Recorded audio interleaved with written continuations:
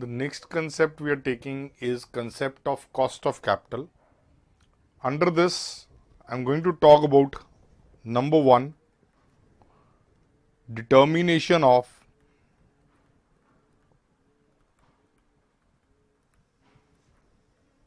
WACC,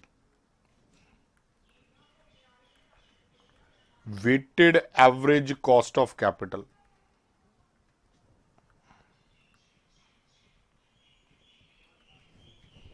And number 2, determination of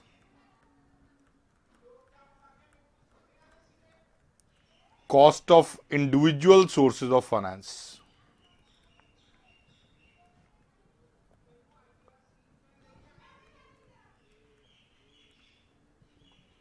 Like cost of debt, KD, cost of reference capital, KP, cost of equity, very important, KE, cost of reserves, KR. Now these are broad concepts under cost of capital. So I start with first, determination of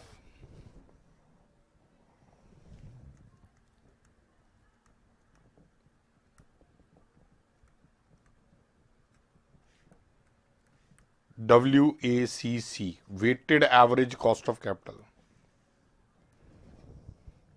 Now, if I can rightly recall, I got one question, one case study which was based on this WACC. Very simple calculations. You are given cost of debt, cost of equity, you are given the weights, you had to only compute WACC. So very easy, 2 marks you can get. What is weighted average basically? Weighted average we study in statistics also in arithmetic mean. It is weighted average from some variable. Here the weighted average cost of capital can be based on either book value weights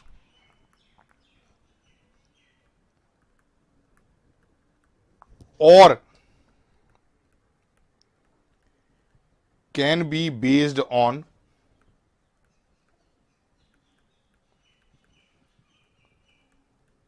market value weights. Now, if you will ask me for valuation purpose, the right hand side is more relevant, more important, market value weights. We'll study both of them, but if given a choice, I will go for market value weights. Now, it is simple. I make a table. This is A, this is B. I'm first doing A. WACC based on book value weights.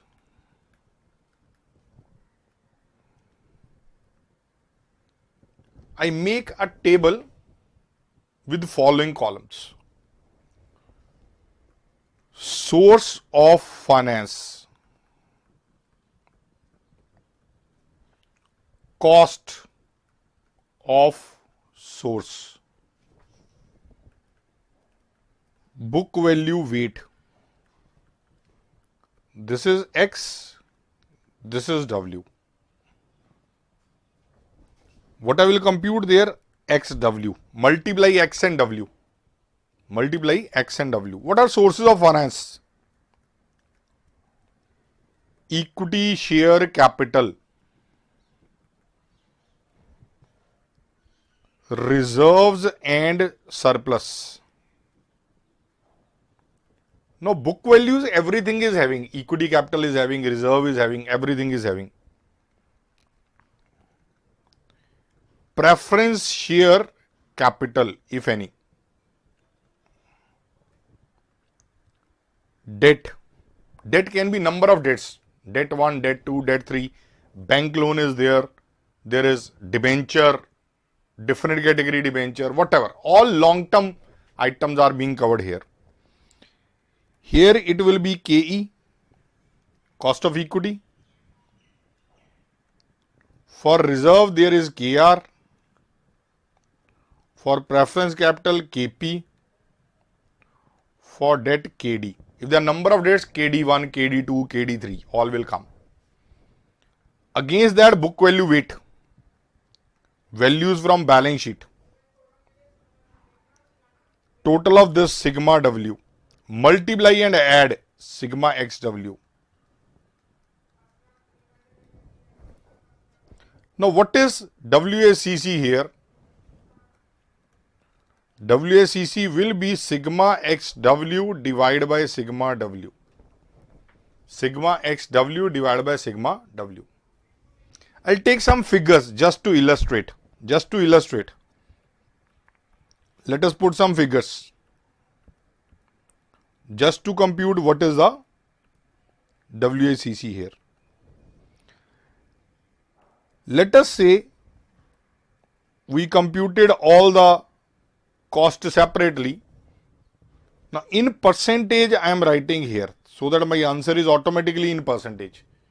Cost of equity capital, let's say 20%. I write 20. Cost of reserve normally is equal to cost of equity, 20%. Preference capital, cost of preference, let us say it is 15%. And cost of debt, let us say 10%. How to compute it will be next topic here. How to compute KD, KP, KE, KR will be next topic. Now book value weights, let us say in my balance sheet, equity capital 5 lakh,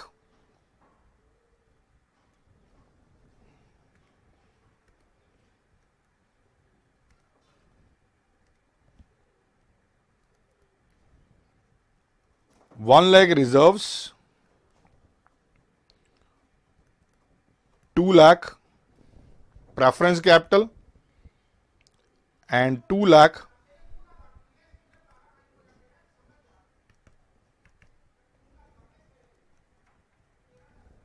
now total is 10 lakh.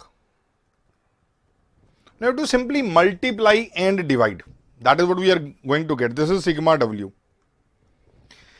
Here I get 5 lakh into 20. This is rupees lakhs. 100 lakhs. This is 20 lakhs. This is 30 lakhs. This is 20 lakhs. If I add them, it is 170 lakhs. So my weighted average 170 lakh divided by 10 lakh.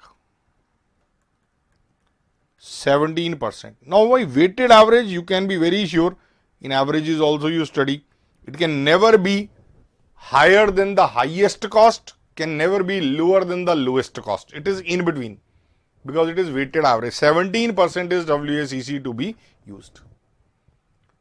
Now remember, book value weight is not preferred option. Preferred option is market value weight. So B point, WACC based on market value weights. The prime thing to remember, the market value of equity will include reserves also.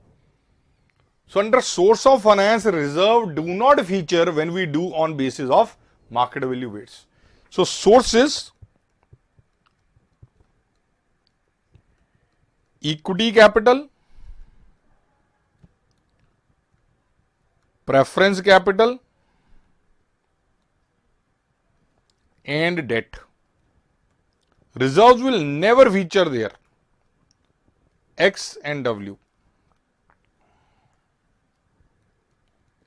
KE, KP, KD. Here is market value. If something is not having market value, like debt, bank loan may not have any market value, then book value can be taken instead of that. For equity shares, surely market value will be there. For preference share, it will be there. For debenture, it will be there. For bank loan type of thing, it may not be there. So wherever market value is available, take the market value. Otherwise, you can take book value. But reserve will surely not feature because market value of equity includes the impact of reserve also. Share market price will be high with high reserves, low with low reserves, whatever. You have to look at the market valuation. And market valuation on which date? On date of balance sheet, on which you are determining this WACC. So, rest of concept is same. XW. Here you get sigma XW, here you get sigma W. The question arises, which one is better? I've told you already, market value weights is better. Because all valuations which will include the market type of valuations will be better dealt. Book value is historical based concept, not exactly acceptable. But if you don't have market values, you don't have choice, then you go for book value weights. Now what some authors do, instead of taking weight of market value or book value, they take percentages, proportions. Does not matter. The ratio of weights matter.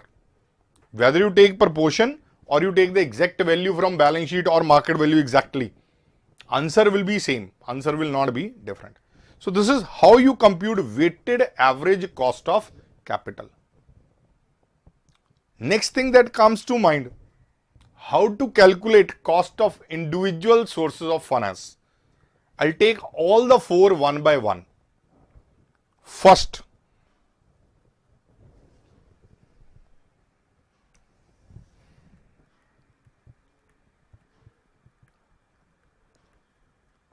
computation of cost of debt.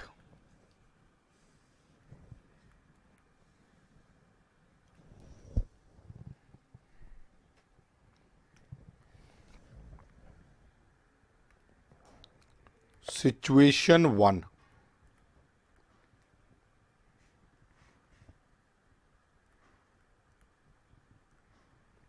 Redeemable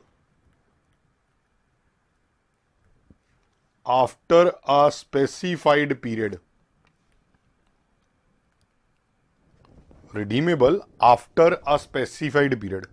Remember, in case of debt, there is deductibility of tax which will reduce its cost. If I ask you, what is the cost of debt? First thing that comes to mind is interest.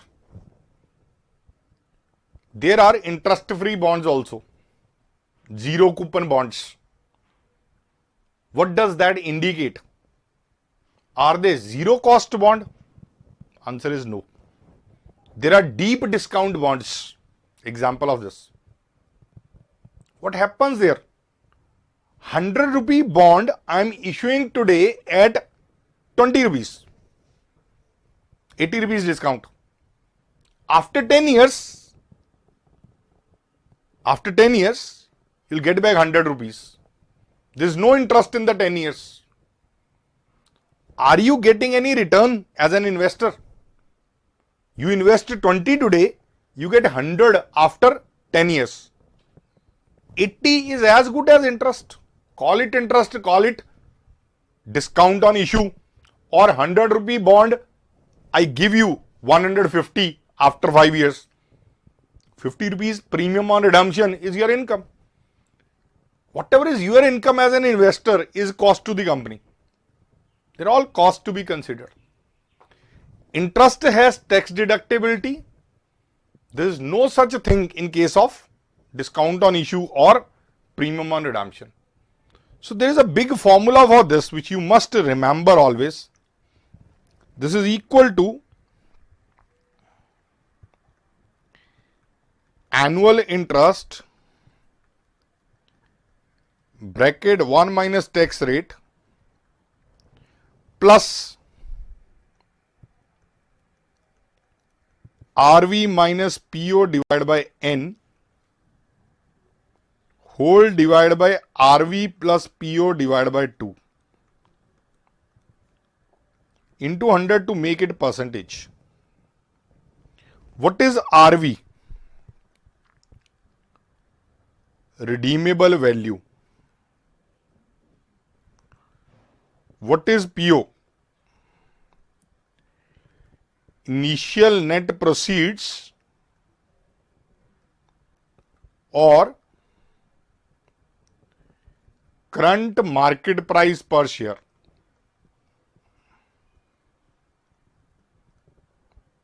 It is very simple. If I am going to redeem at 100 and I am issuing at 20, 80 rupees is my cost as a company. But it is not annual cost. It is cost one time for 10 years. So divide by 10 to make it annual. So N is number of years after which debt is to be redeemed.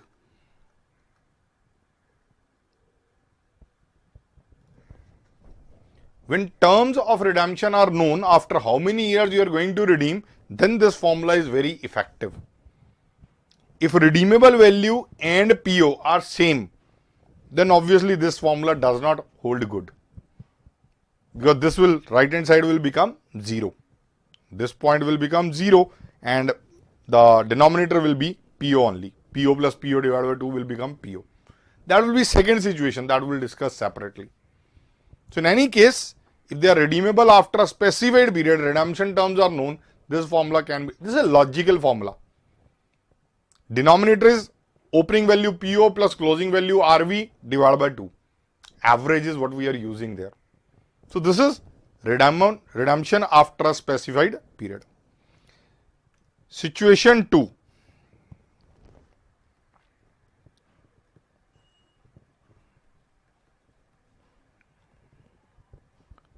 Redemption terms unknown. So this is a general formula that we use. Annual interest 1 minus tax rate divide by PO into 100. This is what we are using. PO is same as earlier. There can be many more situations, but these are the prime situations that we are going to study. This is for cost of debt. And for every debt, we do it separately.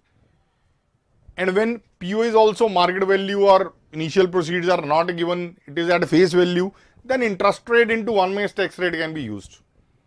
10% interest rate, 30% tax rate, 7% is the cost of debt. Very simple. This is first, cost of debt. Second, cost of preference share.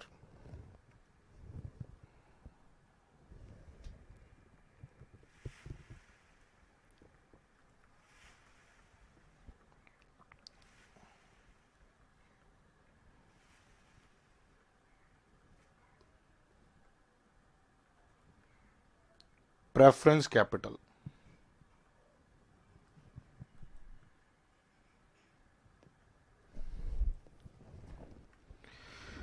Now same carbon copy of the above concept, only thing is preference dividend is not tax deductible. Rather we can apply corporate dividend tax on that, or we call it dividend distribution tax, CDT, corporate dividend tax, or DDT, dividend distribution tax. So this is situation 1.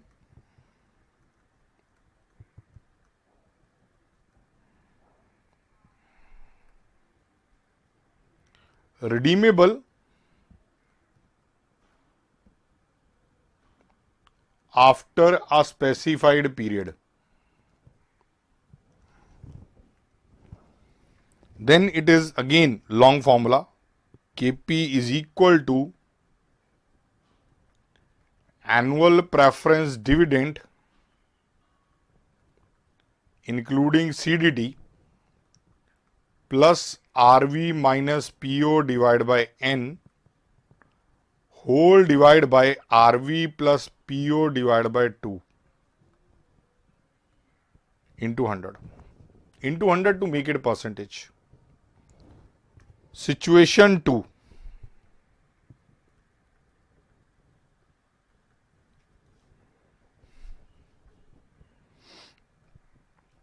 Redemption terms not known. Then KP is equal to annual preference dividend including CDT divided by PO into 100. The meaning of NRV PO, it is same as in debt. Very rarely preference dividend comes or preference share capital comes, but you should be knowing all of this. Cost of reserve will not disturb you much. Cost of equity capital is the key. After that, real valuation practical component I will reach, and very important FCFF, FCFE.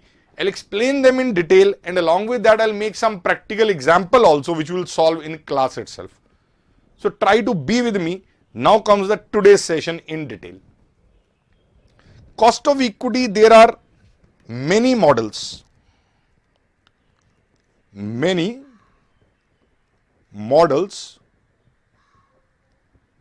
to determine cost of equity. I'll pick two of them. I'll elaborate two of them only. Number one,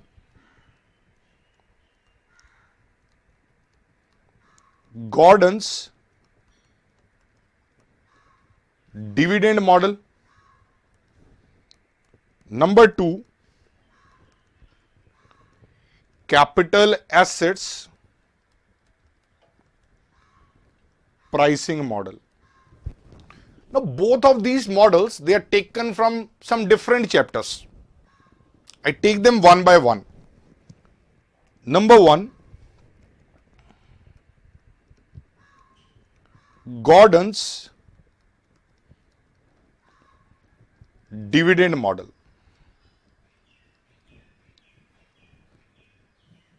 Now there was something called Gordon's dividend theory. Gordon's dividend theory. There he gave a model to calculate market value of equity with the help of dividends. His formula in that theory was PO is equal to D1 divided by KE minus G, where PO is market price per share today. I can call it current MPS, today's market price. D1 is dividend expected to be paid 1 year after today. Exactly from 1 year today, how much dividend is expected to be paid? KE, cost of equity. G, constant growth rate. Growth rate of what? Of DPS as well as MPS. Now this model, from there we will derive KE. KE was not given there.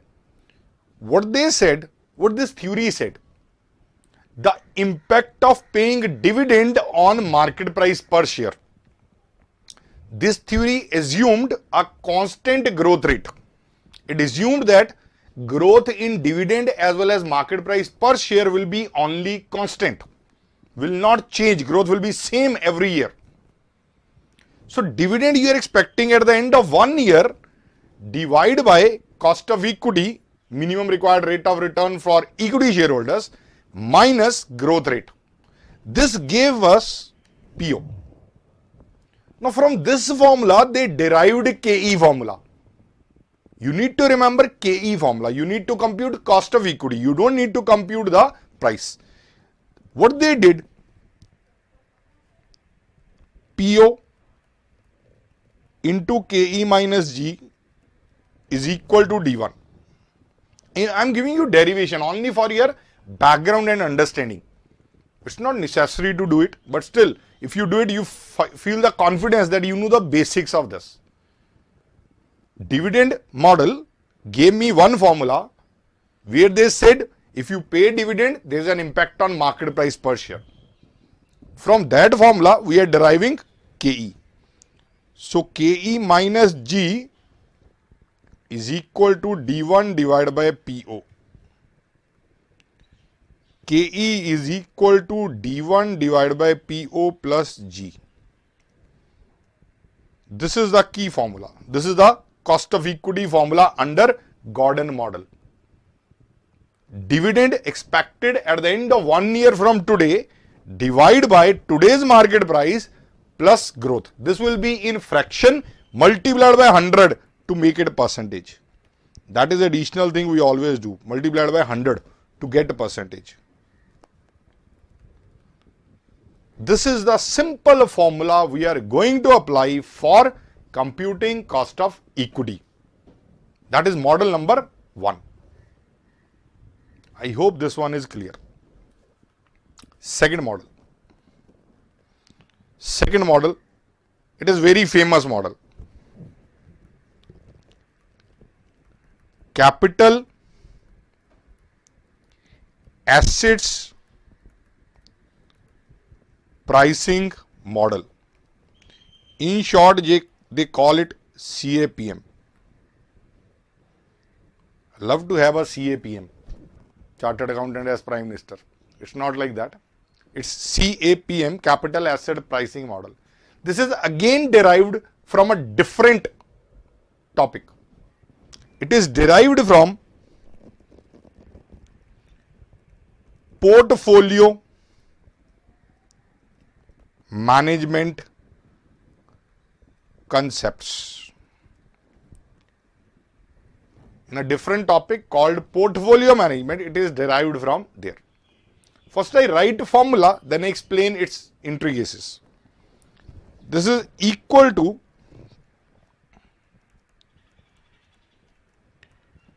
risk-free rate plus beta multiplied by market risk premium. I can write in short as RF plus beta. Beta you write like this, multiplied by MRP. MRP is market risk premium. MRP is equal to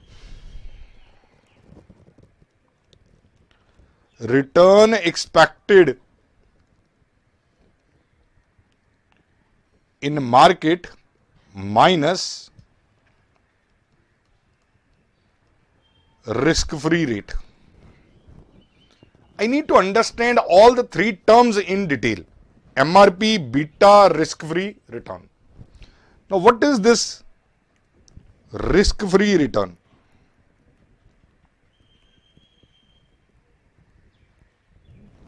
Where there is no risk, where you find no risk on government securities. So rate of return on government securities, sometimes I have given as treasury bonds, something like that. It has to be related in terms with the project that you are analyzing. Wherever you are analyzing KE, look at what long life you are looking at. So different treasury bonds, 5-year, 10-year, 20-year, they have a different rate announced by government. In different countries, it will be different. So it depends where you are going to apply your project. So risk-free rate depends on that. Beta.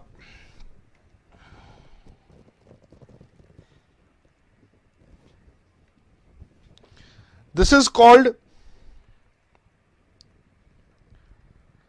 systematic risk or non-diversifiable risk. The risk which does not get diversified by putting investment here and there. If I am going to put my money in different investments in same industry, the risk will not get reduced or increased. The simple thing, in portfolio they say, do not keep all eggs in same bucket. By keeping your eggs in different buckets, you reduce the risk. That is a concept in mutual funds also. I've decided one industry. If I keep my money in 10 different companies of that industry, I'm not having huge risk. If I keep all my money in one company and that company is lost, my money is totally lost. That is diversifiable risk. That is not beta, which changes due to investing in different industries, different companies in same industry. Non-diversifiable risk is caused due to specific peculiar characteristics of that particular industry. That is non-diversifiable risk. Systematic risk of a particular security is to be judged. That is beta. Now, beta can be computed on the basis of a statistical formula. You may not require that in your exam, still I am writing it here. Beta can be calculated using following statistical formula.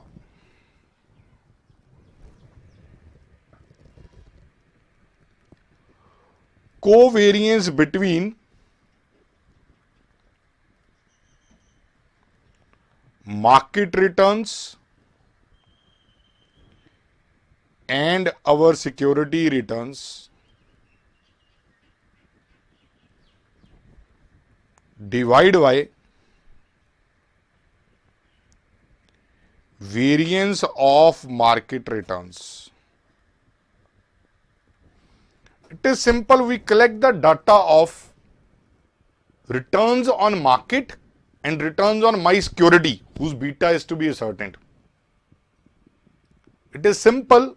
We compute covariance between that data, between market returns and my security returns, and divide by variance of market returns. From there I get the value of beta.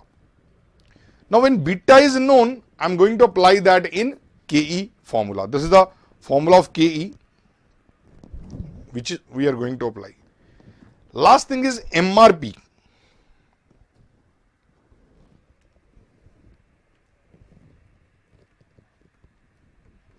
Market risk premium is equal to return on market securities minus risk-free rate. Now, as I am buying this security, I must be taking some risk. What extra return I am expecting over and above the risk-free rate is market risk premium. On that market risk premium, we are going to apply beta and add in the risk-free rate. That will give me minimum required rate of return on my security, which is termed as cost of equity. Cost of equity is also known as minimum required rate of return on my security. This is a formula related to cost of equity under capital assets pricing model. There are many more models created, but broadly, these are two models that will be used for cost of equity. Last thing in cost of capital is cost of reserves. Last concept here, fourth source of finance, cost of reserves, KR.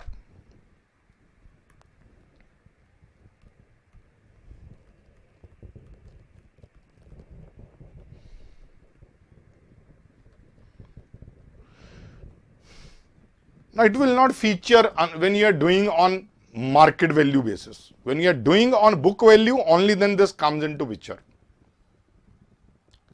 Predominantly, it is equal to or very close to cost of equity. A formula is given there. KR is equal to KE bracket 1 minus B 1 minus TSH, where B is equal to rate of brokerage, TSH is rate of tax on shareholders. Tax rate of shareholders, not of the company. What do you do? 1 minus T in debt. It is not that. It is rate of tax on shareholder. Till recently, there was dividend distribution tax and dividends were tax free in the hands of shareholders.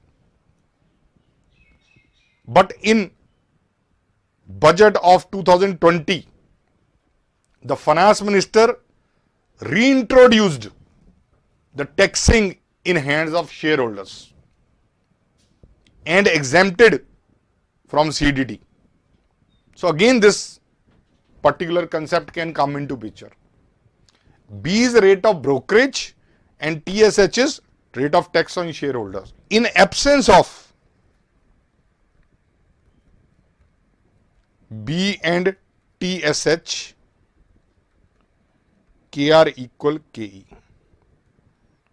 So if you are solving any question where these two things are missing, then simply it is going to be KE equal KR. That is the basic concept. These are all the concepts related to cost of capital in this.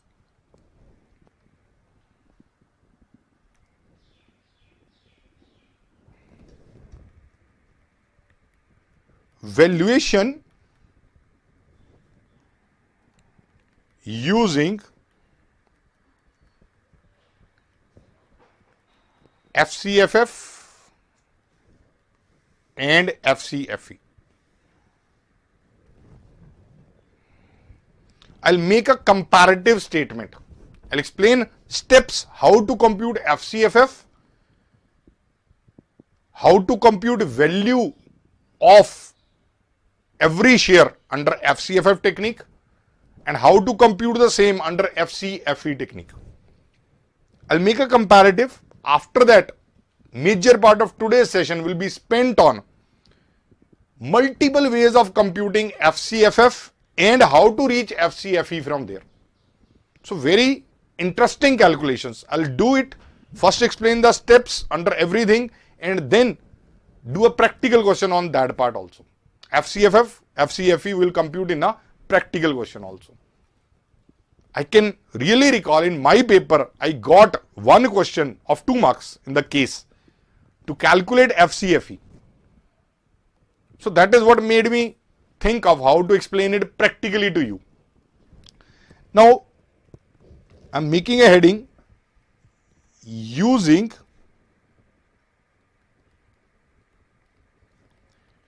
free cash flows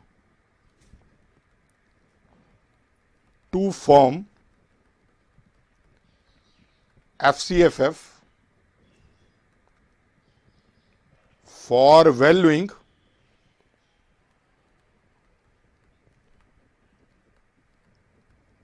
value of equity. And here it is using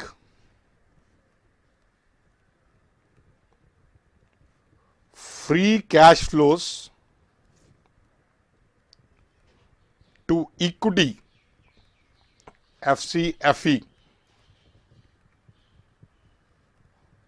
for valuing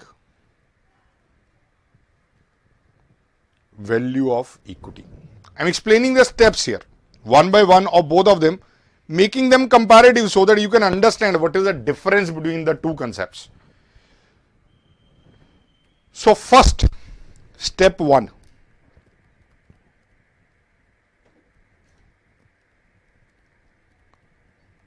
Calculate FCFF on annual basis. For every year, you work out your expectations, your projections by assuming a growth rate, and you get FCFF, free cash flows to firm. This I'll elaborate quite a lot after completing these steps. Free cash flow for firm. What cash flow the firm can easily use for all its major finance providers. Major finance providers, shareholders, debt holders. They are major finance providers. For them, what is the free cash flow they can use? Step 2. Calculate terminal value cash flows. What are the terminal value cash flows available for the firm? Now, what is understood by terminal value? Now, if I am making projections, I may be making cash flow projection for 5 year, 10 year something. I might be thinking about a project which will run for 50 years, but I am not going to project for every 50 year. I simply say for 5 year, they will grow by 10%. After that, forever, in perpetuity, they will grow for 5 years. Or I am making projections only for 10 years, after that I will stop doing the business. In that case, at the end of 10th year, I will sell off all my assets. What value I will get realized from there? That is also terminal value. If I will continue forever, what cash inflows I expect forever is terminal value. The aggregate of that is terminal value. I'll tell you a formula to compute it. If I'm going to sell the business, then what I am going to realize from my fixed assets and working capital that I'll sell off at that point of time. That is terminal value. That will be my cash inflow. That is step 2. Step 3.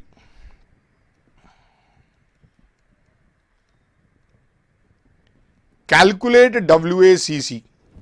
I've told you how to compute cost of equity, cost of debt. Against that, put the weights, market value of equity, debt, whatever. Step 4.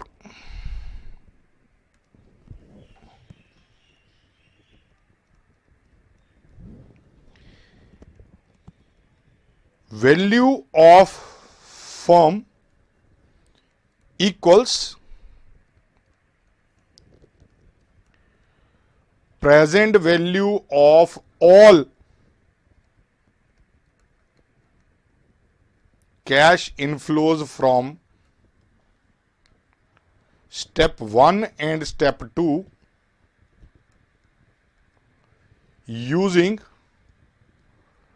WACC as discounting rate.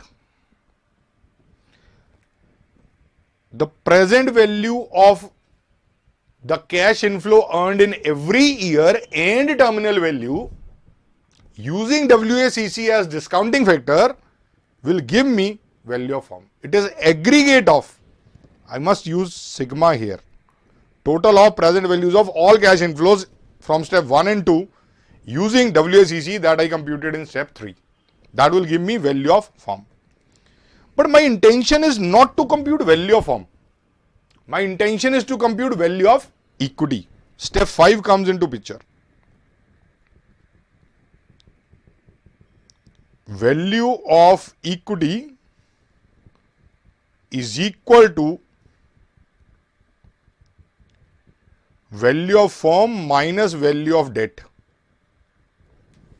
Remember, throughout the concepts, preference is being treated like a debt. Preference capital is being treated like a debt.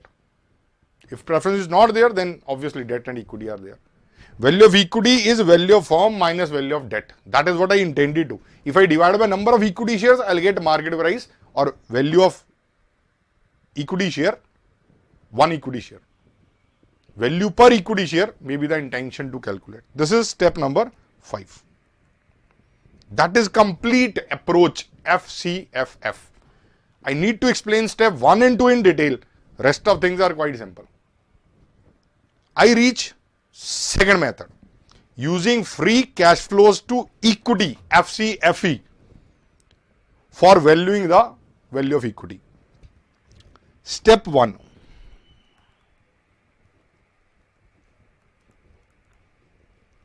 Calculate FCFE on annual basis.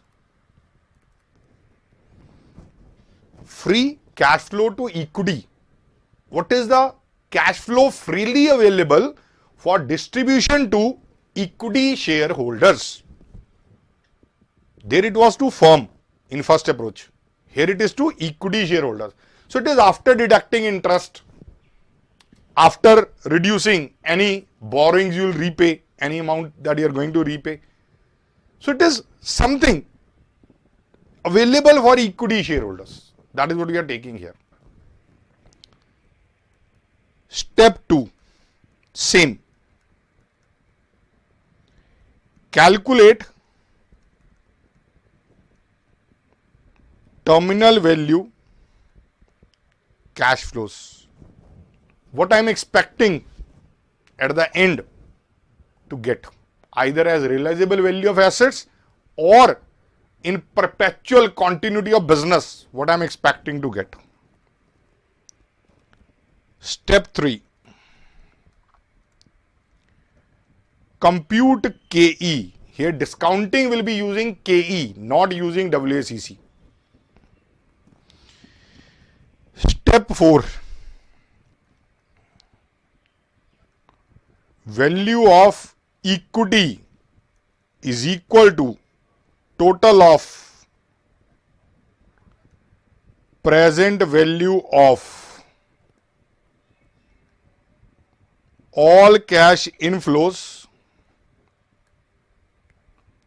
from step 1 and 2 using KE as discounting rate. That's complete. There is no step 5 because already we have computed cost of equity, value of equity. We used KE, we used the free cash flows available for equity shareholders. So directly I am getting value of equity. There are two different approaches, both are correct. You can apply any of them or as indicated by the question. My key thing is how to calculate FCFF, how to calculate FCFE and terminal values. That is a complete concept I am going to do and then take an example on that part only. So make a heading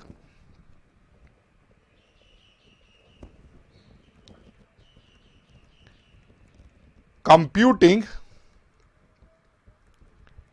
FCFF, that is free cash flows to the firm. I sincerely feel when you are going to be a valuer, this is a key concept, practical concept you should be knowing. Lots of other concepts are there. I am not saying this is the only concept, but this is key concept, very important in practical part of the valuation. Free cash flows to the firm. I'll first define it.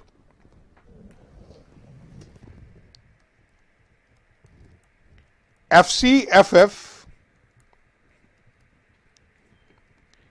is the cash flow available to all firms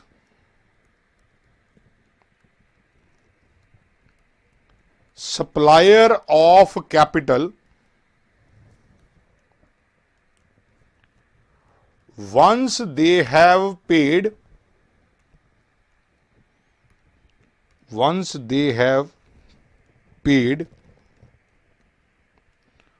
all operating expenses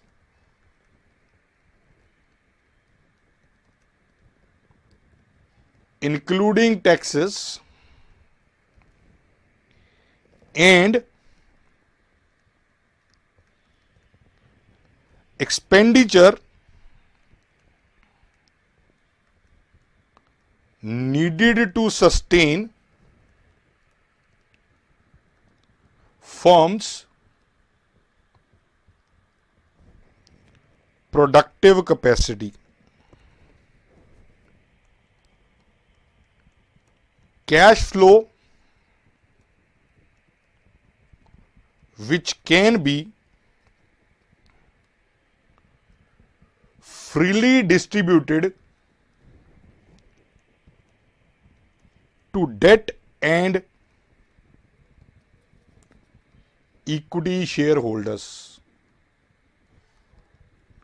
is FCFF.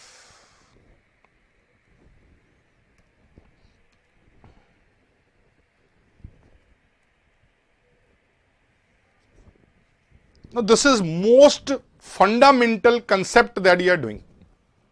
Free cash flow available to the firm means once I have met all routine expenditures including taxes and also kept money to sustain productive capacity of business. What does that mean?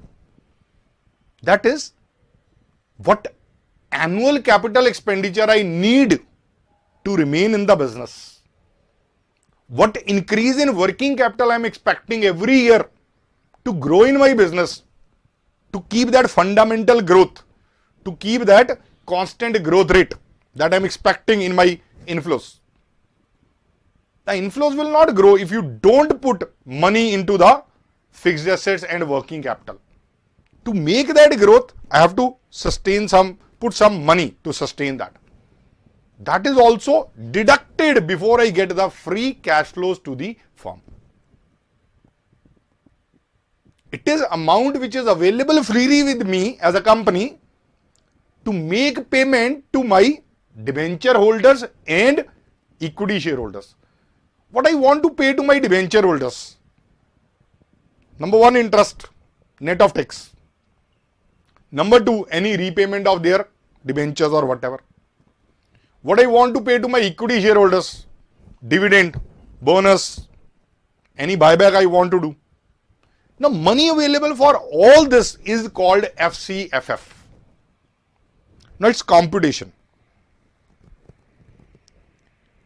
Its computation can be made from number one,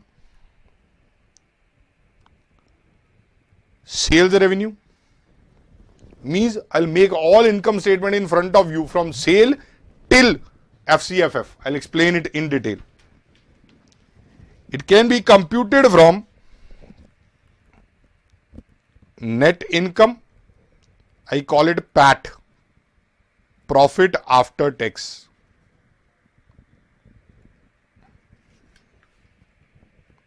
From CFO, cash flow from operations. If I am given the cash flow statement along with some additional information, how to compute FCFF? Number 4, from EBIT. They're all interrelated. If you understand one, you can understand others easily. It's only terminology you need to understand how to reach FCFF from all these things. I start with first.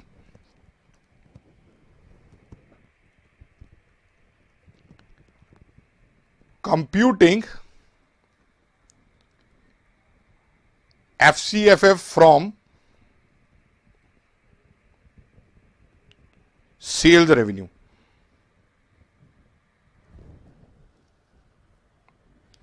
I'm literally making something like income statement.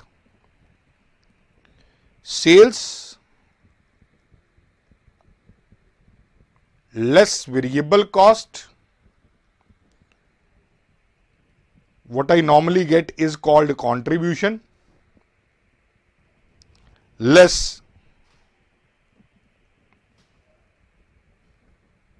cash fixed cost, less depreciation. Both together, if I deduct, what I get?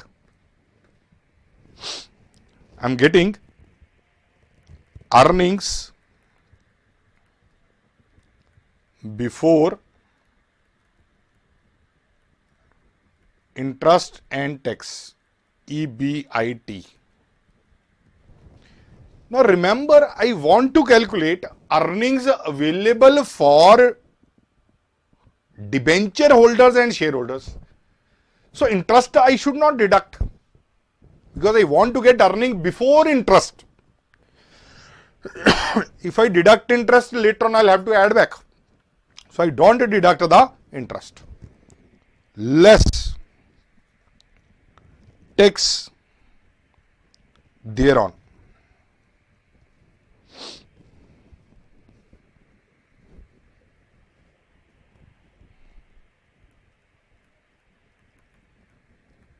Earnings after tax without deducting interest. If I put tax directly, I'll get earnings after tax without deducting interest. Add back depreciation.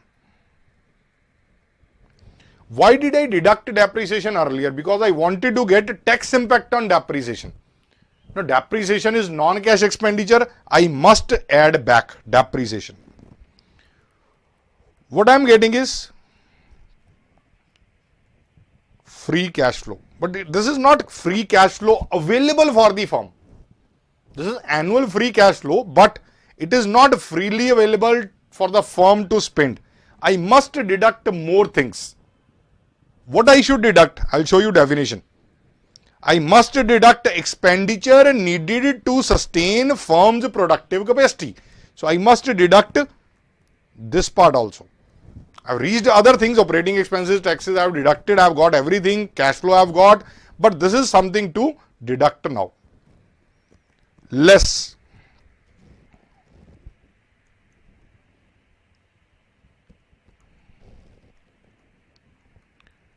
fixed assets expenditure. How much fixed asset cost I am going to incur. Also deduct increase in working capital. If there is decrease, add. If there is decrease, you will get money. So add. Now, what I am getting is called FCFF. What I am getting is called FCFF. This is first calculation. It is just like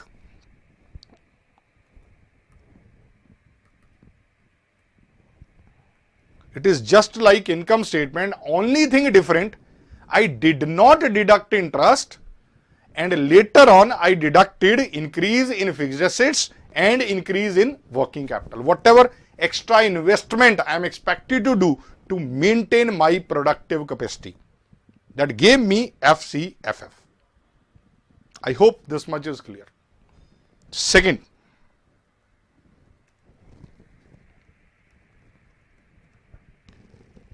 computing FCFF from PAT, net income. Now remember, PAT is after deducting interest, tax.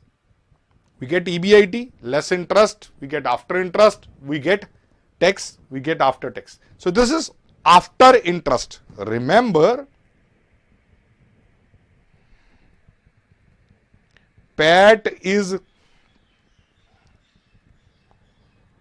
after deducting depreciation, interest and tax. I must add back depreciation. I must add back interest net of tax. Net of tax is important. So once I do that, I'll reach a similar thing. I have to still put fixed asset expenditure and working capital expenditure. So what I'm getting here, you can make table like this. I'll do a practical example also on this. Net income, PAT, add back depreciation, interest net of tax. This is also add back. This is computed interest into 1 minus tax rate. If there is 100 rupees interest, does not mean that it costed me 100. If my tax rate is 40%, it costed me only 60 rupees. Because it saved my 40 rupees tax due to expenditure being there. Then, after adding back, free cash flow I am getting, but it is not available to the firm. I deduct less fixed assets increase in working capital. Once I deduct these two, I get FCFF. All are interrelated. What we did in first point, it is similar to this. It is only like when in exam, you are not given sale and everything, you are only given net income, how to move ahead. This is a table that will help you. Number 3.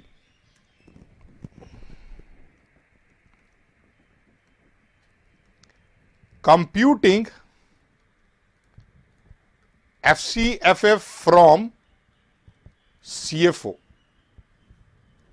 You need to know what is CFO. Once you know what is CFO, it can be easily done. Cash from operations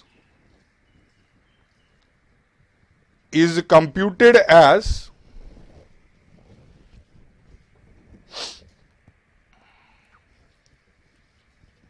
net income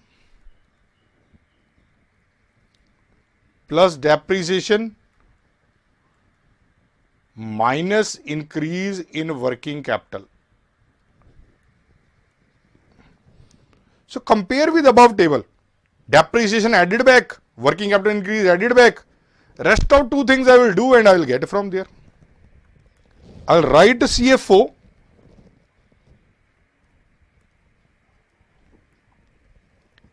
add back. Now don't add back depreciation because it is already added back. Add back interest net of tax less increased in fixed assets. Don't deduct increase in working capital because it is already adjusted in the CFO calculation. This give me FCFF. So broadly, they are shortcuts to compute FCFF if CFO is only given. Question might give you to confuse depreciation. And one alternative answer will be including add back of depreciation. That is wrong. That is given to confuse you. So you should be knowing from every angle how to compute free cash flow to the firm. Number 4. From EBIT. From EBIT.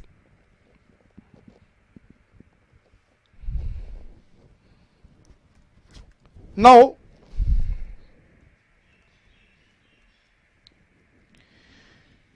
Net income is what? EBIT minus interest, bracket 1 minus tax rate. I'm just elaborating. I'm just trying to give you the derivation of what I'm going to do. So net income is equal to EBIT into 1 minus tax rate minus interest 1 minus tax rate.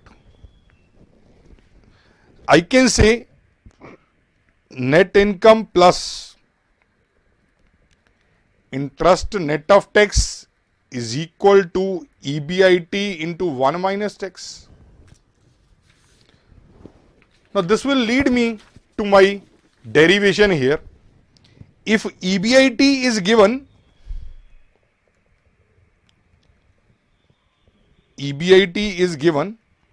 I should do minus tax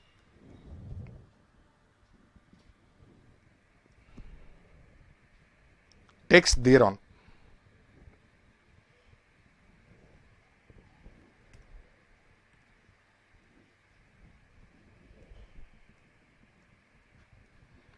I get EBIT into 1 minus tax, add back depreciation, because I have got this basically. Now add back depreciation, cash flow less increase in fixed asset less increase in working capital. I'll get same what FCFF. Now remember, sometimes they use a term capex.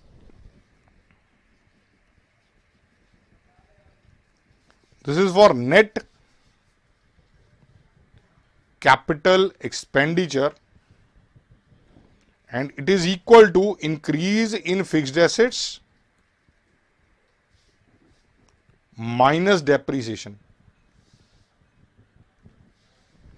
So what you can do, instead of these two things, you can do less capex. In all of them I can show.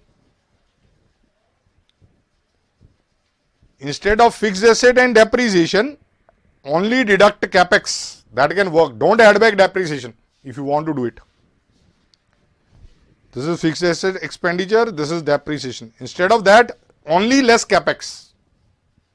So gross is increase in fixed asset expenditure, net is capex. So some shortcuts are used here and there.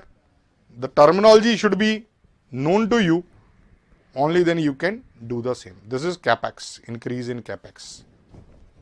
It is net capital expenditure, which is increase in fixed asset minus depreciation.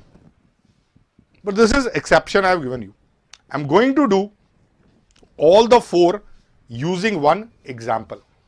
Once you understand it, I will go on to FCFE and then to terminal value. That is the core concepts which I am doing. I am making one example which I will be solving here. You can note the example along with me, because I will be solving it in all the four formats that I have created.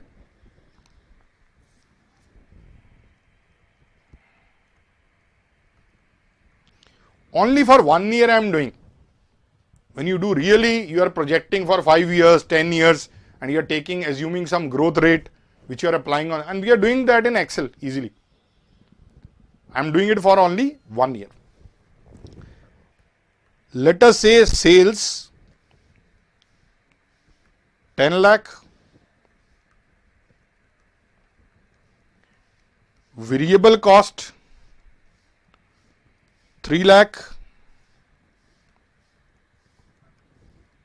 cash fixed cost 1 lakh,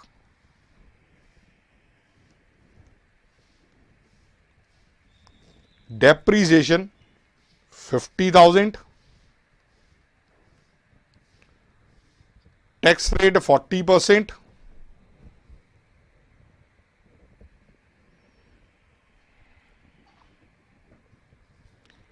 increase in fixed assets 1,80,000, increase in working capital 50,000. Compute FCFF. Obviously, with all data given, first method would have been best, but I'll do it under all the four methods by computing all the terminology so that you can practically understand the same. I know most of you will be very comfortable with this already, but you must do it. Do one odd question so that it sticks to your mind what you are computing here. So I start with first table.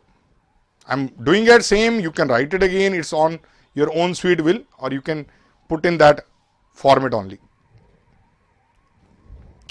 What I got? Sale 10 lakh,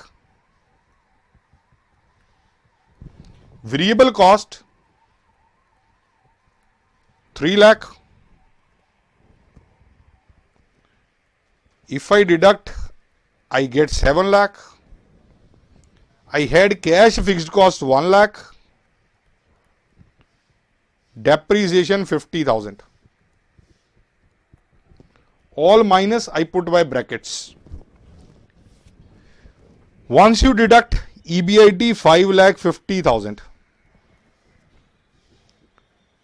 Now at the rate of 40% on 5,50,000, I get 2,20,000 tax. After tax 3,30,000. 60% is left there, that is 3,30,000. They also call it NOPAT, net operating profit after tax. It is operating because interest was never deducted. Now add back depreciation. 50,000. I got 3,80,000. Now fixed asset expenditure 1,80,000 and working capital 50,000. My net answer 1,50,000 free cash inflow to the firm is there. If you get negative, it is outflow. If you get a positive, it is inflow. 1,50,000 is FCFF in this case. I hope very first table is clear to you. Second, next table, if I had to do it from PAT, first I need to compute PAT. So I am computing it separately.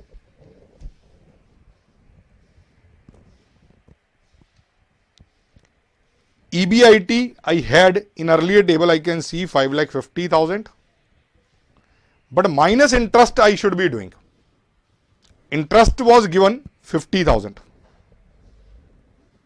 Interest I did not deduct here. I think interest I did not write there even. Interest is also, let's assume 50,000. In basic question, write interest also 50,000. Obviously, different interest, different answer. Interest, let us say, is 50,000.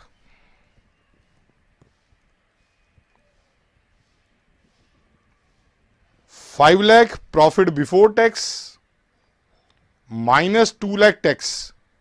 Now tax changes. Why did tax change? Because I put interest, there is tax saving on interest also, due to which the tax has reduced from 2,20,000 earlier, I think. Now it is 2 lakh only. So 3 lakh is PAT. I need to start with PAT. 3 lakh. Add back depreciation. Depreciation was 50,000. Less interest 1 minus tax rate. How much was interest? 50,000 into 1 minus 0.40. Tax rate was 40%. So what I am getting? 30,000. Interest is to be added back. This was add back. 50,000 add back. This is 30,000 added. Increase in fixed assets. Increase in fixed asset was 1,80,000. And increase in working capital was also 50,000. Now keep in mind, by chance depreciation 50,000, by chance interest 50,000, by chance increase in working capital 50,000. Maybe 50,000 is my favorite figure, coming again and again. But they are coincidentally same. They will be different in different questions. So let us compute and verify. My answer has to be same. 3 lakh plus 50,000 plus 30,000. 380 minus 180. It is 2 lakh minus 50,000. Again 150. From all angles, answer has to be same. That is where there are alternative ways of computing the same thing, FCFF. I have not yet talked about FCFE. That will come later on in next approach. At the moment, we are in first approach. Now CFO, I should compute. PAT we computed earlier. Here we computed 3 lakh. Add back depreciation. Depreciation was 50,000. Minus increase in working capital 50,000. So this is 3 lakh. CFO is 3 lakh. Add back interest net of tax. 50,000, 1 minus 0.40. So 30,000 is added there. This is less 1,80,000.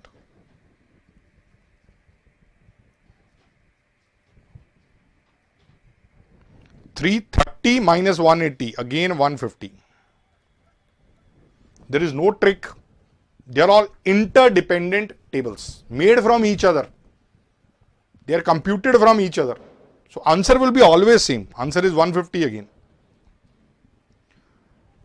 Now EBIT. I am already having EBIT. EBIT was 550.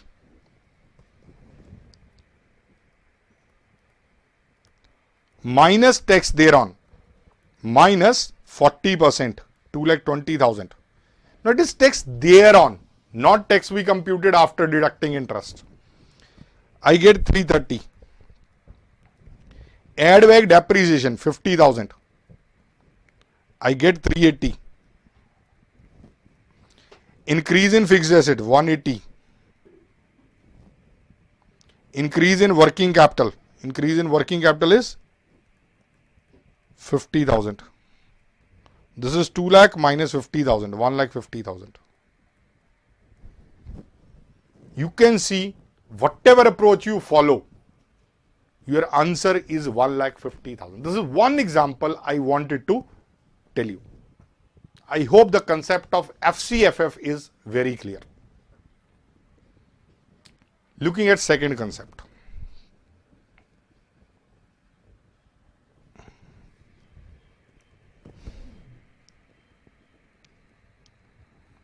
Concept of free cash flow to equity. That is first step in the alternate valuation that we are going to do. Free cash flow to equity. I'll start with its definition. There are no four ways of doing. From FCFF to FCFE is a small formula, small concept we'll be doing. FCFE is the cash available to the firm's common shareholders, means equity shareholders. They are called common shareholders at international level. Once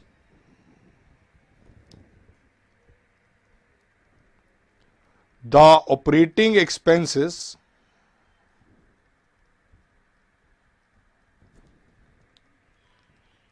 including taxes and expenditure needed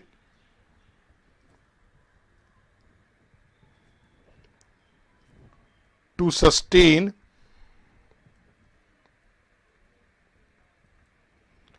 firm's productive capacity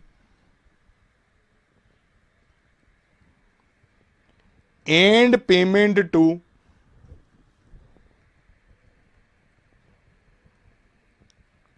debt holders have been accounted.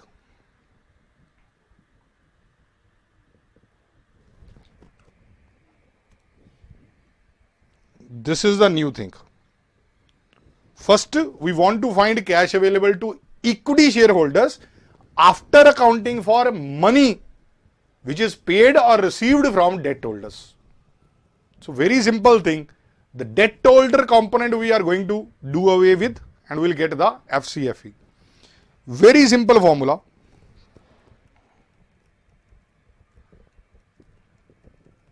FCFF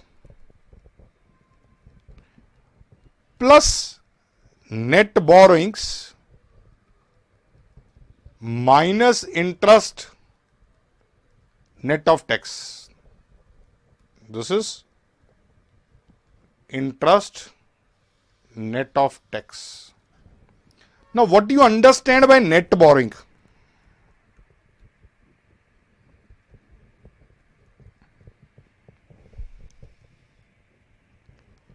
Amount borrowed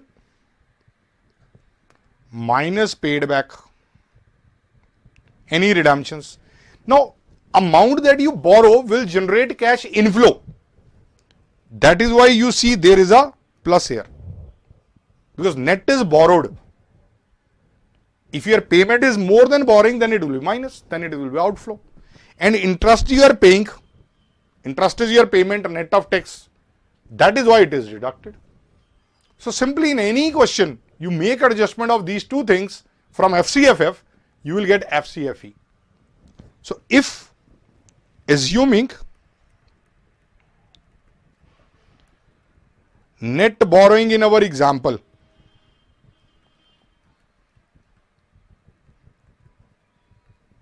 was positive 2 lakh, you are going to borrow 2 lakh more, then FCFE is equal to 1,50,000 plus 2 lakh plus 50,000 minus 1.40.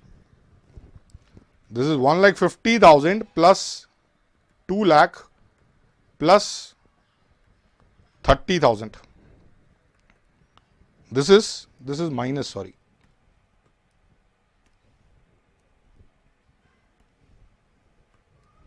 Deduct this 30,000 you are going to pay, 2 lakh you are going to get. 3,50,000 minus 30,000, 3,20,000 is FCFE. So once you are able to compute FCFE, computation of FCFF, you are able to compute FCFE easily. Key concept was FCFF. I hope these are clear. Explaining last part now. Last thing for the day. How to compute terminal values.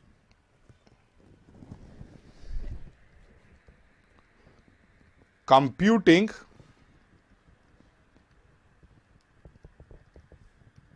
terminal cash flows.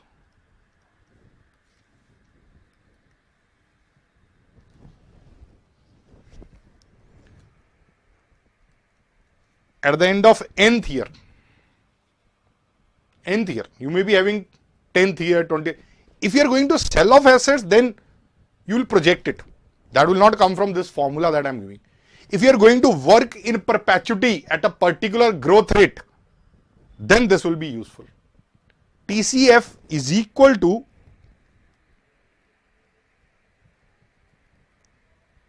FCFF of nth year 1 plus growth rate divide by KO minus G. If you are using method 1,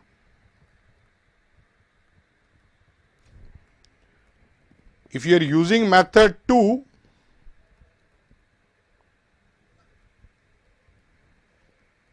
FCFE N 1 plus growth rate KE minus G.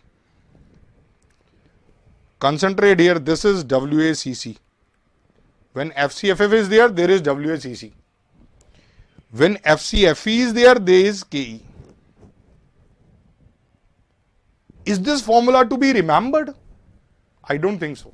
First of all, G is perpetual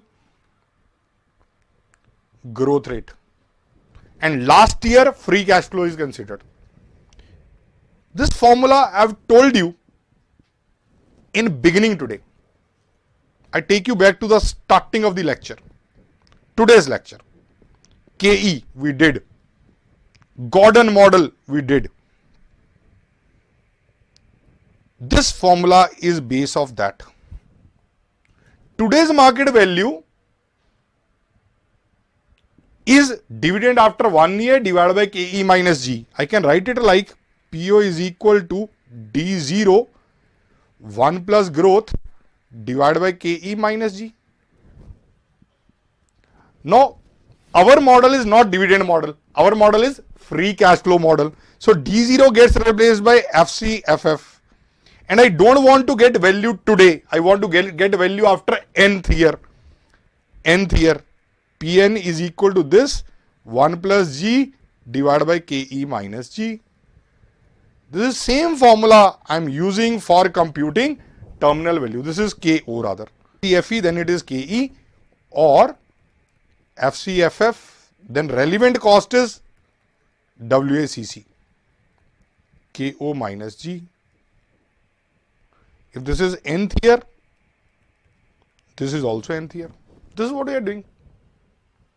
You can remember the formula for terminal value. Terminal value may be projected separately if you are going to sell off the business. If you are going to continue with the business in perpetuity at a particular growth rate returns, then these formulas are applicable because perpetuity growth rate is very much relevant for your calculation. This is the last thing that I had to talk in this valuation. This is what you must note fully.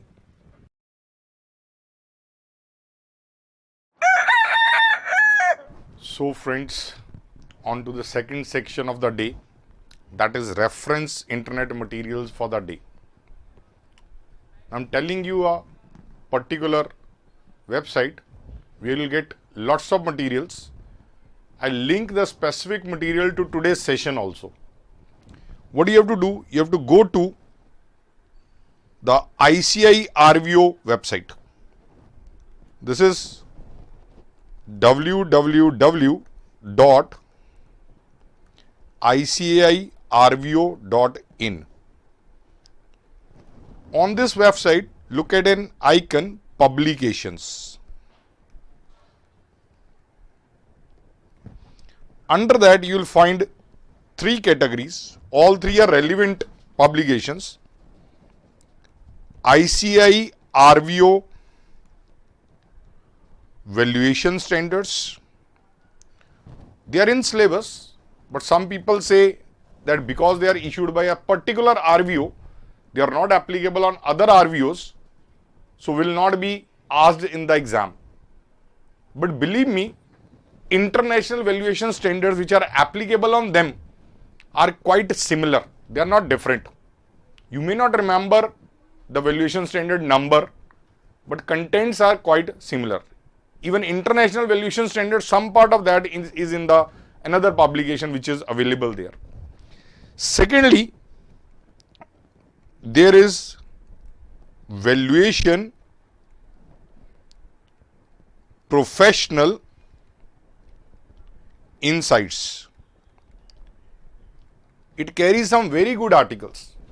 The people who are having interest in the knowledge, detailed knowledge of valuation, they can go through these articles.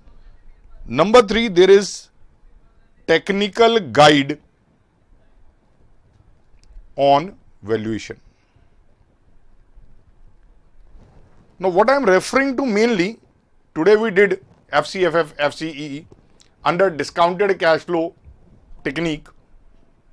You can find a good article on that with lots of technicalities and an illustration in chapter 4, 14, page 84 onwards. In this Valuation Professional Insight, it is sort of magazine which is given by this ICAI RVO. In that, this chapter 14, page 84 onwards, there is an article of free cash flow to firm, free cash flow to equity. Comparison is there that why the valuation is coming different under both. And it concludes by saying, we can't say this is better than this, both will give different answer, and answer can be different due to these reasons. So this is a worth reading which you can go through. This is the reference material for the day.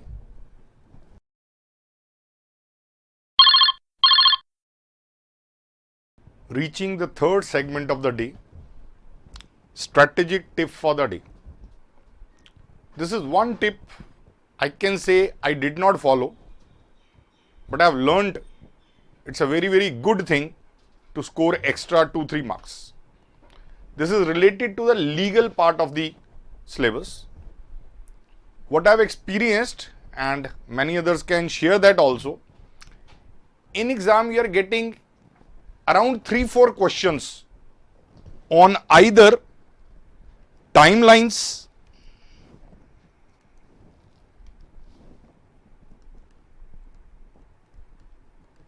from IBC or other laws, or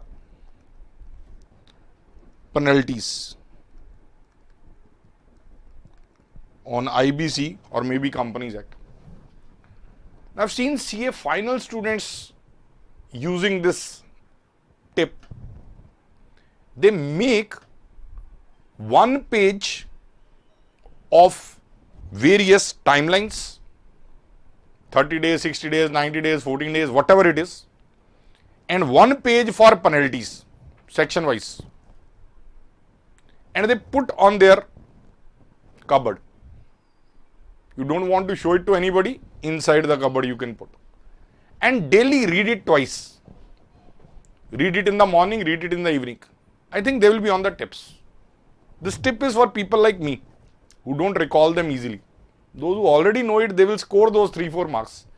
These 3-4 marks are surely scored if you remember them, and you will surely get negative if you don't know them, because they are not guessable. They are not guessable.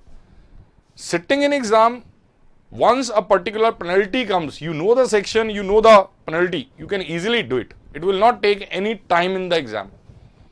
So very importantly, to prepare in advance is always a good thing, because they are free marks if you know it, and nobody is there to help if you don't know it. So that is a tip you can take there.